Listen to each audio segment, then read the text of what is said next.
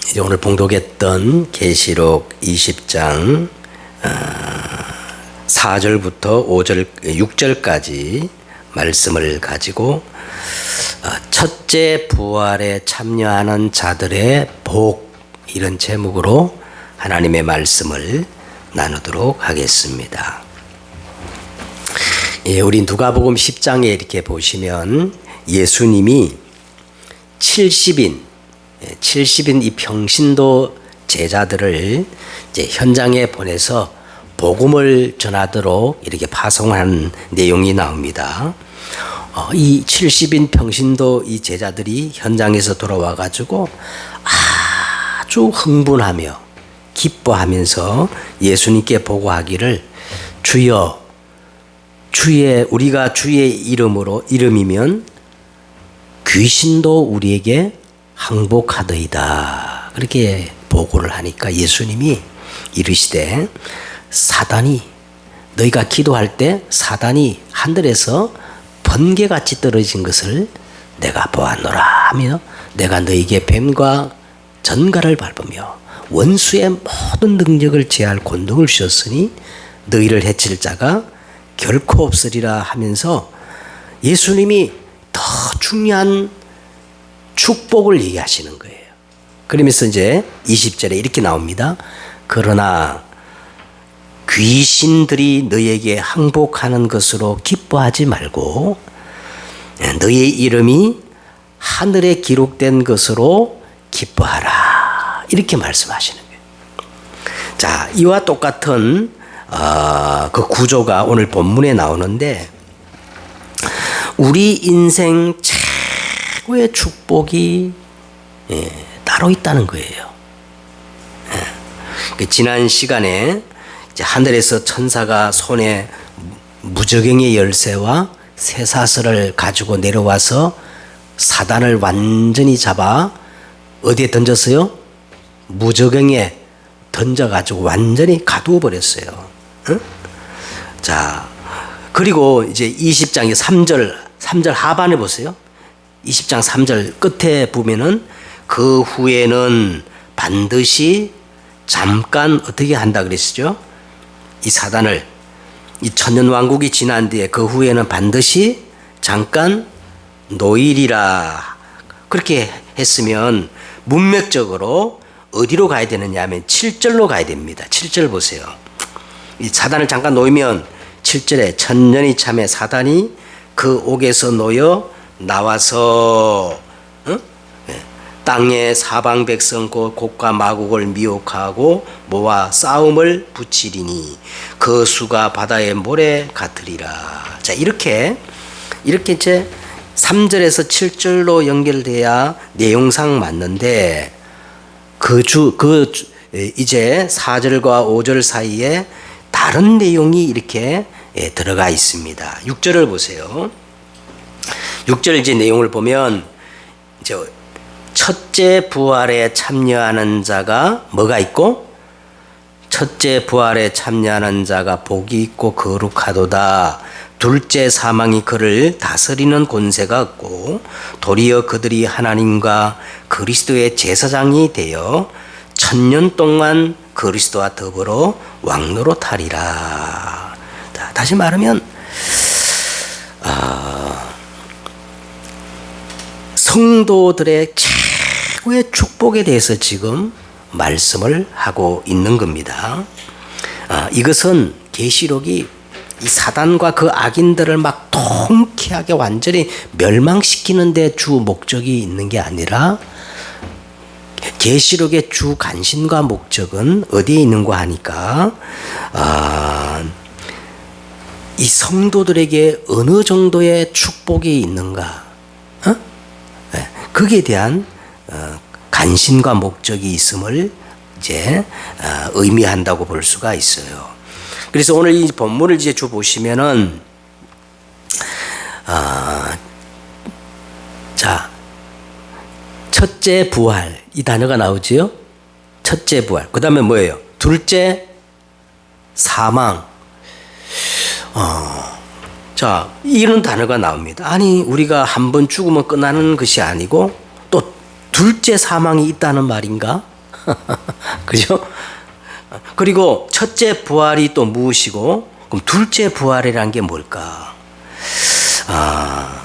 그래서 오늘 우리가 여기 나오는 중요한 단어, 첫째 부활이라든가 둘째 사망, 이런 것들을 이해하기 위해서는 이제 전체적인 이 종말론에 대해서 우리가 이해가 필요합니다. 그래야 첫째 부활이 뭐고 둘째 사망이 뭔가를 이제 그 내용 속에서 우리가 이제 이해가 되거든요. 자, 그러면 이 종말론에 대해서 많은 사람들의 주장이 있어요. 이제 우리가 이 계시록 종말론을 보면 말이죠. 이 세 번에 들어가 보면 막 7, 8개 정도 막 이 주장들이 막 난무해요. 막 이단들은 말도 할 거 없이 각자가 자기 나름대로 이렇게 이 종말론을 주장하는데, 그런데 크게 그래도 성경을 가지고 주장하는 내용을 보면 크게 두 가지로 종말론을 우리가 나눌 수가 있습니다. 그래서 지난주에 말씀드렸던 것처럼 전천년설을 주장하는 세대주의가 있고, 또 이미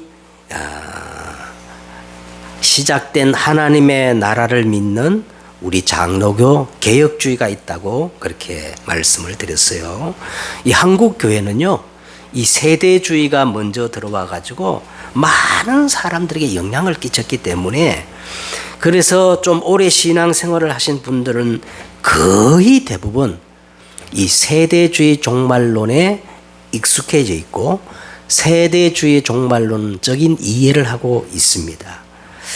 그러면 먼저 이 세대주의 종말론에 대해서 우리가 한번 이게 정의할 필요가 있어요. 세대주의라 해가지고 이단은 아니고, 이 사람들도 나름대로 다 성경적 근거를 가지고 세대론적 그 종말을 주장하고 있습니다. 그래서 세대론적인 그 종말을 주장해서 막 이단으로 매도하면 안 돼요. 그 사람들 나름대로 다 성경을 가지고 주장을 하니까. 자, 그럼 먼저 우리 세대론 종말론 한번 정리해 보면요. 여러분, 어느 날 지구에서 전대미문의 엄청난 탐유수의 사건이 일어나요. 어떤 사건이냐면 지구각처에서 그 수를 헤아릴 수 없을 만큼 사람이 감쪽같이 사라지는 미스테리 사건이 일어나는 거예요. 예. 자, 그 사건이 왜 일어나느냐 하면 예수님이 1차적으로 공중 재림하면서 택함 받은 성도들이 소위 휴거, 들어보셨죠? 휴거, 공중으로 들리움을 받는 겁니다. 이 공중으로 휴거된 성도들은 예수님과 더불어 7년 동안 공중에서 혼인잔치를 하는 동안 이 지상에서는요, 무시무시한 일들이 일어나는 거예요. 이 지상에서는 세계적 통치력과 영향력을 가진 적그리스도가 이게 등장을 해가지고 지구 역사상 전무후무한 막 대혼란이 일어납니다. 이걸 이제 7년 대환란이라 그래요. 이 7년 대환란 중에 이제 전반기 후반기로 나누는데 3년 반, 3년 후반기 나누는데, 이 전반기 3년 반 동안 휴거받지 못한 성도들이 끝까지 믿음을 지키는 성도들이 있어요. 이 끝까지 3년 반 동안 믿음을 지킨 성도들과 그 다음에 무덤 속에 잠자던 구약의 성도들이 이때 3년 반 지나면 이제 첫째 부활을 하는 거예요. 다시 공중으로. 이걸 가르쳐서 첫째 부활이라 그럽니다. 그리고 공중에 이제 부활해가지고 공중에 있던 성도들과 예수님과 함께 이제는 실제적으로 땅으로 지상 재림을 하여서 사단을 완전히 무덤에 결박시키고 천년왕국이 시작되는 거예요. 그래서 천년왕국이 끝날 즈음에 사단이 잠깐 놓여가지고 최후의 발악을 하는데, 이때 다시 미혹된 성도들이 있어요. 이때 다시 미혹된 성도들과 그동안 죽어있던 모든 불신자들이 영원한 심판을 받기 위해서 이제 부활하는데, 이걸 둘째 부활이라고 그래요. 둘째. 그리고 이제 여러분 이제 20장 11절에 보면은 예수님께서 흰 보좌 앞에서 이제 최후의 심판하는 광경이 나오는데 이걸 백보자 심판이라 그러는데 이 백보자 심판을 받고 영원한 불못에 던져지고 이걸 이제 둘째 사망이라고 하며 그 다음에 휴거와 첫째 부활을 하였던 이 성도들은 둘째 사망에 참여하지 않고 이제는 21장에 가면 새 하늘과 새 땅 영원한 이제 천국으로 들어가는 이런 그 줄거리를 가지고 주장하는 것을 세대주의 종말론이라고 합니다. 그러니까 뭐 여러분 휴거라는 말도 많이 들었죠. 그게 다 세대주의 종말론에서 나오는 그런 주장들인데 그러면 오늘 서론적으로 그럼 우리가 믿는 개혁주의 종말론을 간단히 정리하면요. 이 개혁주의 종말론은 세대주의보다는 아주 좀 단순해요. 이렇게 막 여러 가지 복잡하지고 단순한데 첫째 이 개혁주의에서는 첫째 부활을 어떻게 이해하느냐 하면 오늘 우리가 20장 4절과 6절에 나오는 그 성도들의 모습을 첫째 부활로 보고 있어요. 자, 이미 시작된 하나님의 나라에서 그리스도와 더불어 천년 동안 왕노릇하는 이 자들을 첫째 부활에 참여하는 자로 보는 것인데 그러면 이 그리스도와 더불어 천년 동안 왕노를 하는 자들이 누구인가 하면 예수 그리스도를 주와 그리스도로 마음으로 믿고 입으로 시인하여 영접하는 순간 성경은 이렇게 말합니다. 중생. 그 다음에 다른 말로 뭐라 그러죠? 거듭났다. 거듭났다 이렇게 표현해요. 그래서 새로운 피조물로 거듭나는데 이것을 첫째 부활이라고 믿는 거예요. 그렇죠? 예수님을 우리가 주와 그리스도로 믿는 순간 새로운 피조물로 영원한 생명으로 어떻게 해요? 거듭나는 것을 어떻게 첫째 부활로 보는 것이에요. 그래서 저와 여러분은 다 첫째 부활에 이미 참여한 자들이라는 겁니다. 참여한 자들. 자, 그런데 이제 이때부터 교회 시대가 천년왕국이 시작되면서 예수님이 재림하시는데 그러면 예수님이 언제 재림하시느냐? 성경 분명히 천사도 모르고 아들도 모르고 오직 누구만 안다는 거예요. 하나님만 아시는데 그런데 예수님이 올 때 힌트를 우리에게 주셨어요. 성경에. 그게 이제 마태복음 24장 14절인데 이 천국 복음이 모든 민족에게 증거되기 위하여 온 땅에 전파되는 때가 오는데 그제야 어떻게 주님이 오실 것이다 했기 때문에 세계 복음화가 탁 되는 날 예수님이 오신다고 말씀하고 있습니다. 세대주의자들은요, 예수님이 은밀하게 공중 재림하시고 그 다음에 또다시 지상 재림을 하신다고 그렇게 말하는데 우리는 그렇게 믿지 않고 예수님이 모든 사람이 볼 수 있도록 은밀하게 재림이 아니라 모든 사람이 볼 수 있도록 단회적으로 이렇게 재림하십니다. 단회적으로 재림하시는데 이때 재림하신 예수님은 공의로운 심판주로 오시는 거예요. 심판주로 오셔가지고 자 이때 예수님이 재림하실 때 그동안 지상에 태어나 죽었던 모든 육체가 부활하는데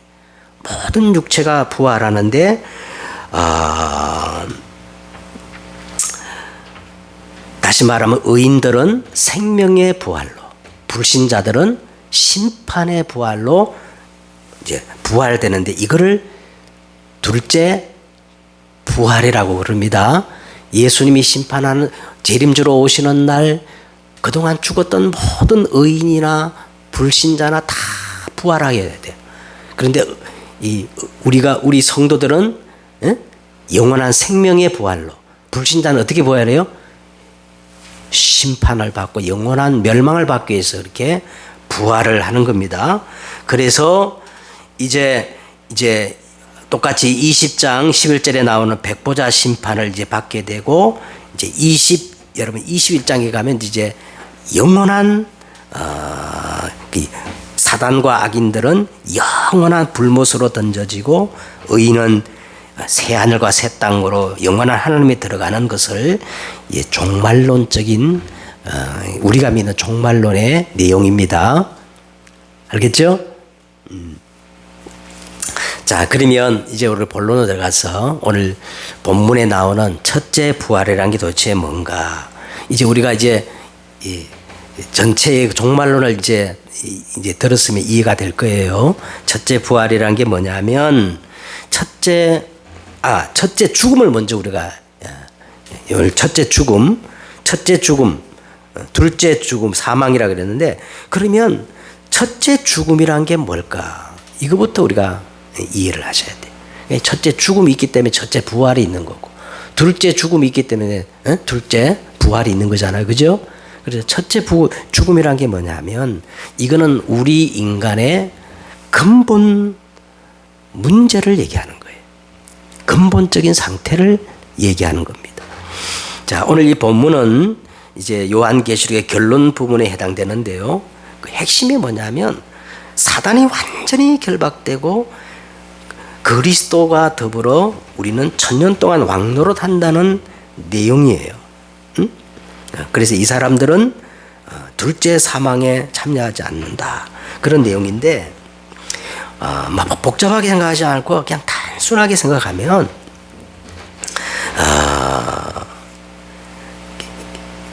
이게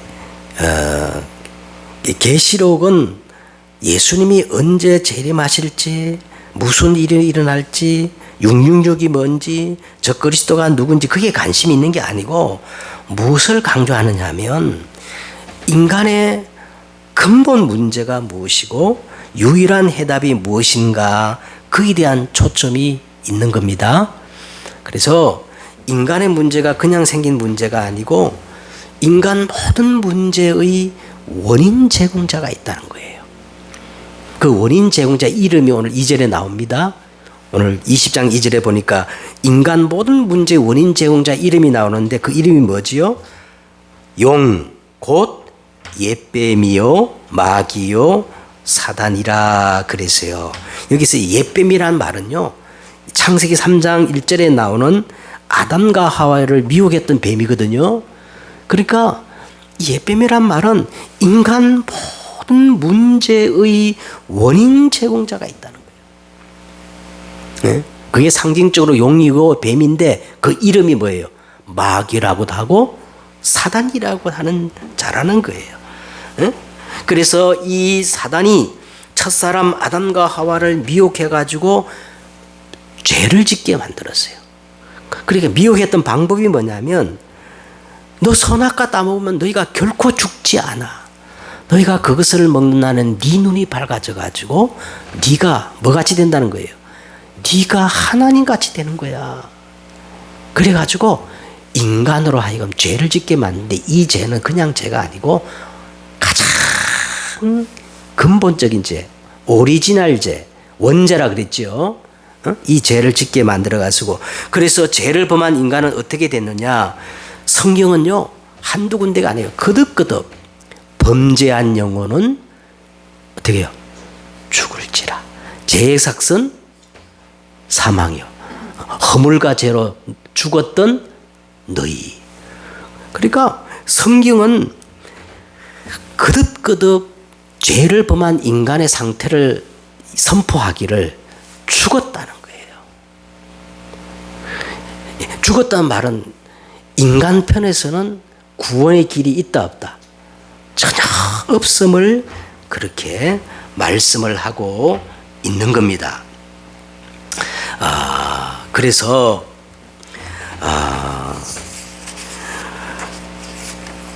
인간이 죽었기 때문에 우리에게 진짜 필요한 것이 뭔가 하면, 죽어 있는 사람에게 가장 필요한 게 부활이요 생명입니다.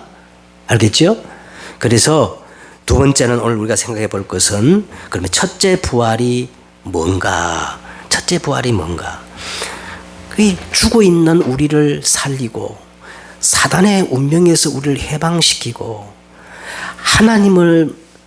하나님께로부터 영원한 생명을 주시기 위해서 인간 편에서는 답이 없고 길이 없기 때문에 하나님은 누구를 보내신 거예요?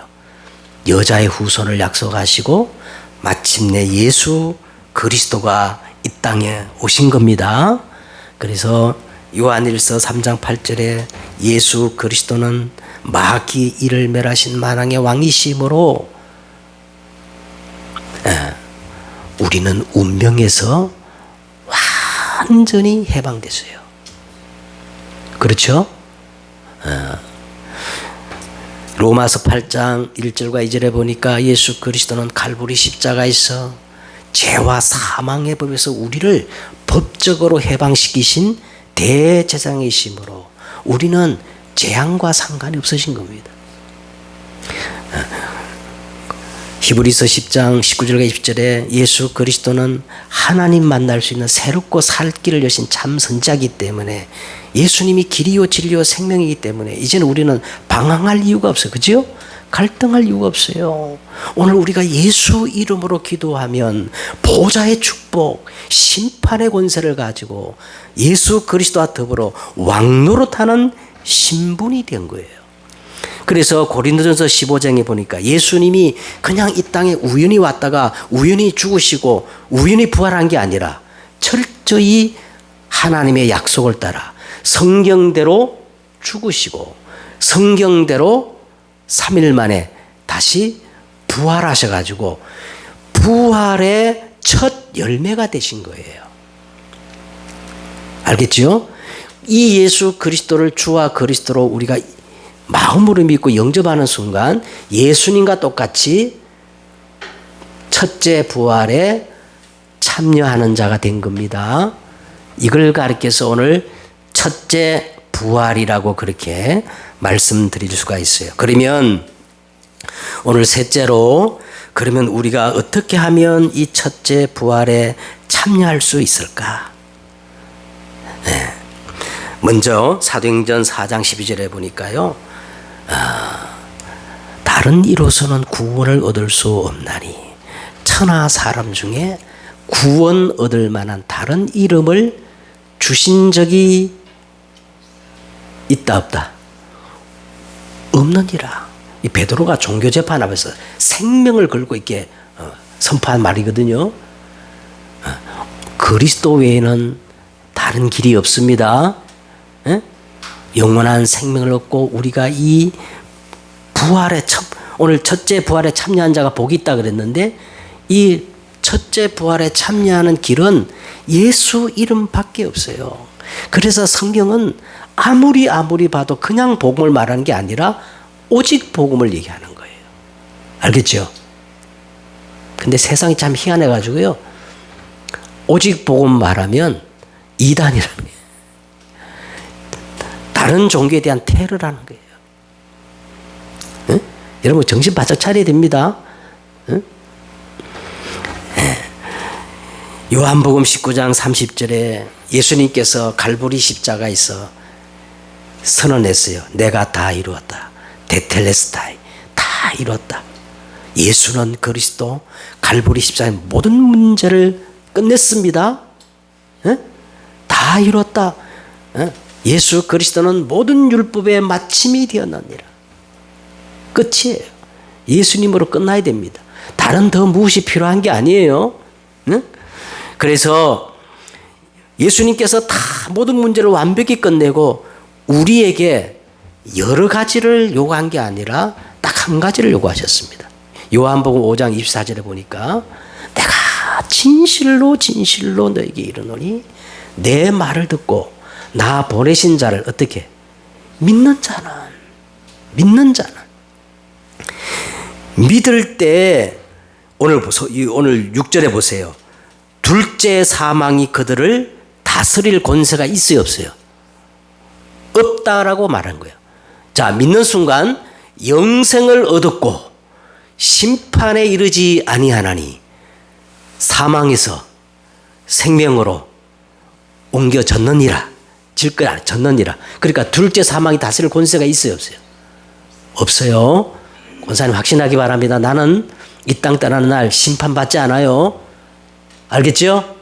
왜? 둘째 사망이 나를 다스릴 권세가 이미 없기 때문에.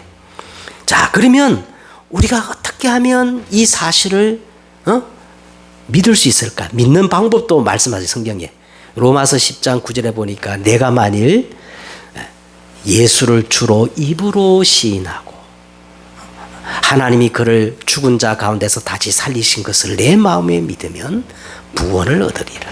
사람이 마음으로 믿어 의에 이르고 입으로 시인할 때 구원에 이르느니라. 먼저 예수님의 이 십자가 부활 사건을 믿어야 돼. 어떻게 믿느냐? 마음으로 믿고 입으로 시인하는 게 중요한 거예요. 에? 자, 이걸 뭐라 그러냐 하면 영접이라고 그러는 겁니다.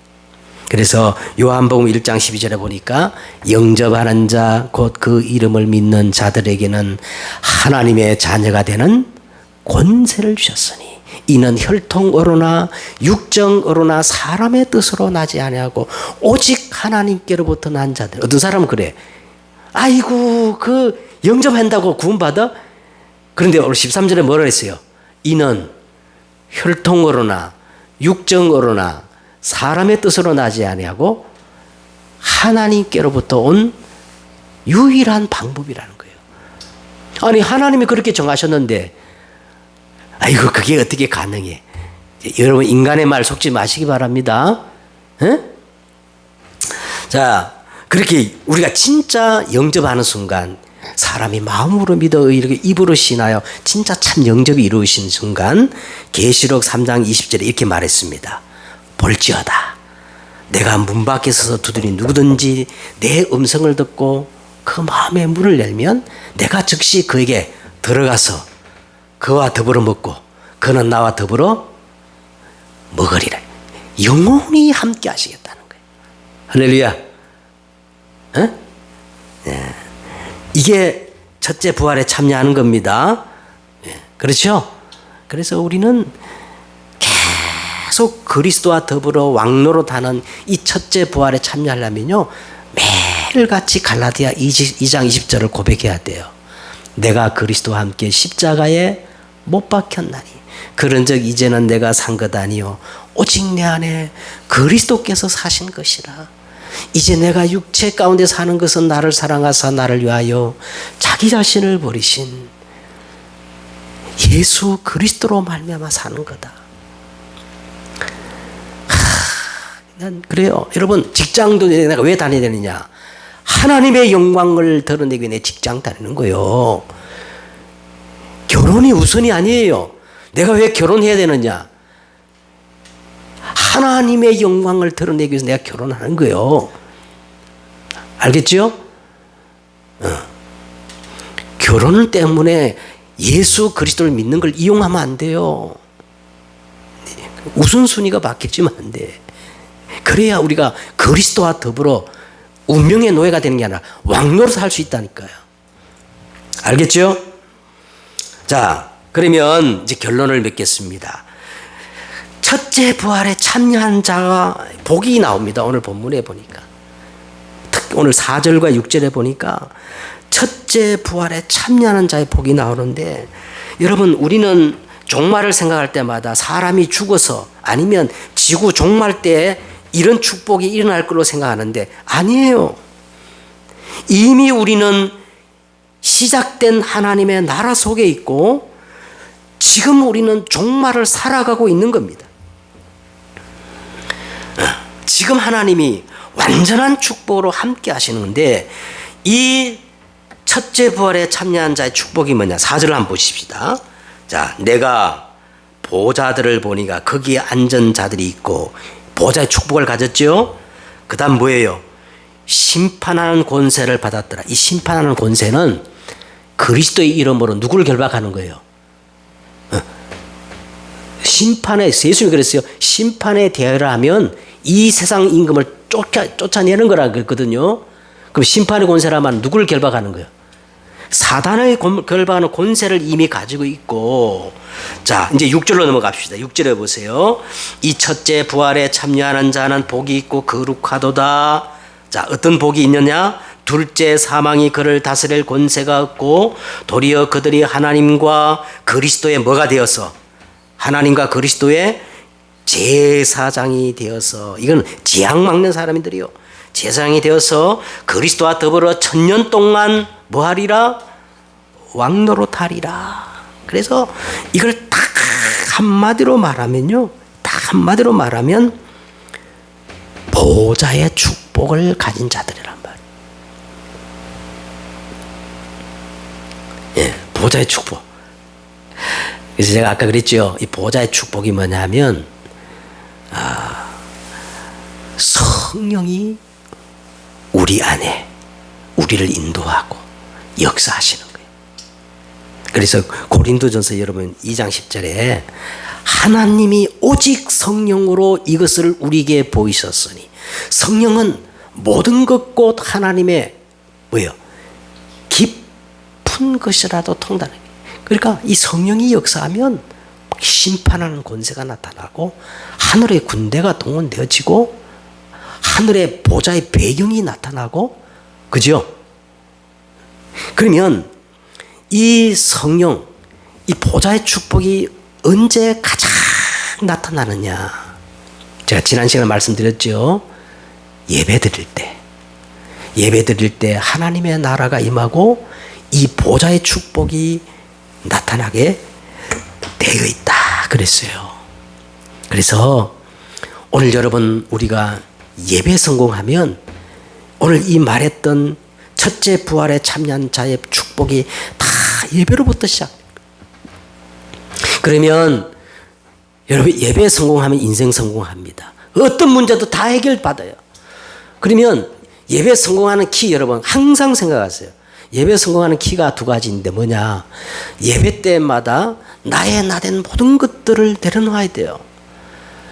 복음보다 앞서가는 모든 우상들을 다 내려놓고 이게 첫 번째 관계. 그래야 신령과 진정으로 드려지는 예배가 성립이 되는 거예요. 알겠죠? 우리에게 있어서 가장 큰 우상이 뭐라 그랬어요?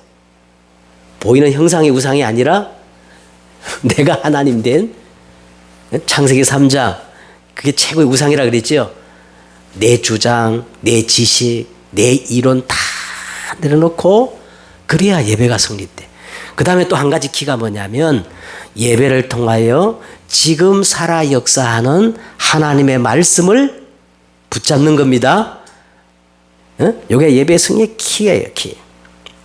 자, 그래서 이 축복, 보좌의 축복을 가진 자는 모든 것을 가진 자예요.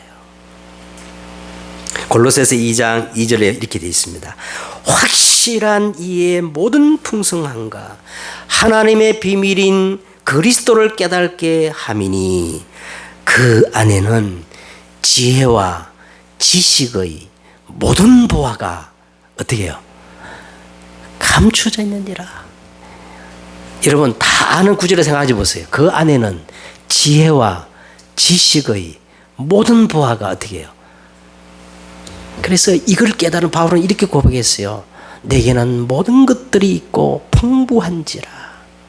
나의 하나님이 그리스도 예수 안에서 영광 가운데 그 풍성한 대로 너희 모든 쓸 것을 채우시리라. 내게 능력 주는 자 안에서 내가 모든 일을 할 수 있느니라. 아멘.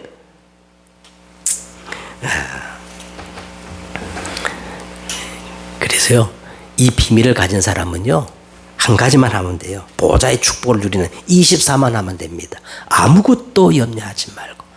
다만 모든 일에 기도와 간구로 너희 구할 것을 감사함으로 하나님께 아뢰라. 그리하면 모든 지각에 뛰어나신 하나님의 평강이 내 마음과 생각을 지키시리라. 이 보좌의 축복을 24 하면 반드시 하나님의 카이로서 25가 오게 돼 있고 영원한 작품, 그죠? 이 프레틱스가 우리에게 만들어진다는 거예요. 이 보좌의 축복을 누린 여러분 되시기를 예수 그리스도 이름으로 축복드립니다. 기도하겠습니다. 하나님, 오늘 말씀하신 것처럼 오늘 우리가 다 첫째 부활에 동참하여서 사망, 둘째 사망의 권세의 영향을 전혀 받지 않고 보좌의 축복과 심판의 권세를 가지고 예수 그리스도와 더불어 왕노릇하는 이 응답의 주역들이 다 되어지게 하옵소서. 예수 그리스도의 이름으로 기도드렸사옵나이다. 아멘.